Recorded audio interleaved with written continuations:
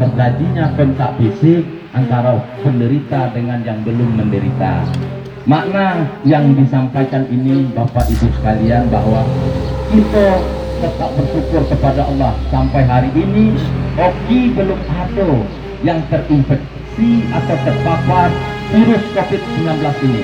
Penyemprotan disinfektan di pasar Tutumulyo.